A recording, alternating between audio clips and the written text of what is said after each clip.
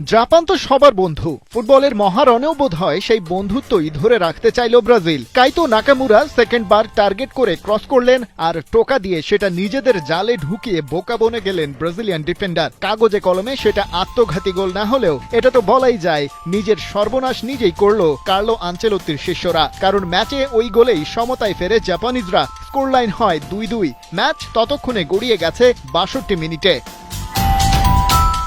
International ফ্রেন্ডলিতে এর আগে জাপানের মাঠে সাউথ আমেরিকান আধিপত্য ছিল ঠিকঠাকই। 26 মিনিটে পাওলো হেনরিকের গোলে ডেডলক ভাঙে সেলেসাওরা। ওকে অ্যাসিস্ট করেন ব্রুনো গুইমারেস। আগের ম্যাচেও সাউথ কোরিয়ার বিপক্ষে ব্রাজিলের হয়ে আগুন ঝরিয়েছিলেন তিনি।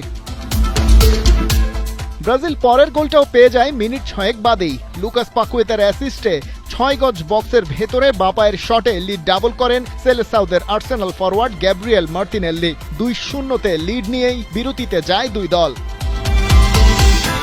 সেকেন্ড হাফেই যেন নাটকের মঞ্চে ভোজবাজির মতো পরিবর্তন। যে হলুদ ডিফেন্স লাইনকে হিমালয় পর্বত মনে হচ্ছিল সেটাই একের পর এক আঘাত করতে শুরু করেন এএস মোনাকোর মিডফিল্ডার তাকুমি মিনামিনো। বক্সের টপ লেফট কর্নার থেকে দলের হয়ে প্রথম গোলটা করেন তিনি। অবস্থা বেগতিক দেখে স্ট্র্যাটেজিতে পরিবর্তন আনেন ব্রাজিল বস আনচেলত্তি। সাব করেন একসাথে 3 জনকে। গুইমারেস, ভিনিসিয়াস জুনিয়র আর মার্টিনেল্লিকে বসিয়ে তোলেন কুনহা, জয়লিন্টন আর রদ্রিগোকে। যদিও তাতেও হয় না শেষ রক্ষা।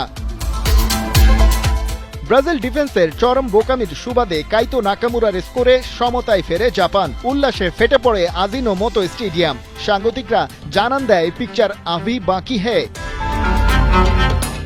আসলেই তাই। জুনিয়র ইতোর অ্যাসিস্টে আইসে ওয়েদার হেডার থেকে গোল। ম্যাচে প্রথমবারের মতো লিড নেয় জাপান। আর সেলেসাও দুর্গের পোড়া কপাল, ম্যাচে আর ফিরতে পারেনি অতিথি দলটা। আগের প্রীতি ম্যাচে সাউথ কোরিয়ার জালে 5 গোল দিয়ে উঠতে থাকা ব্রাজিল এবার জাপানের বিপক্ষে যেন নেমে এলো মাটিতে।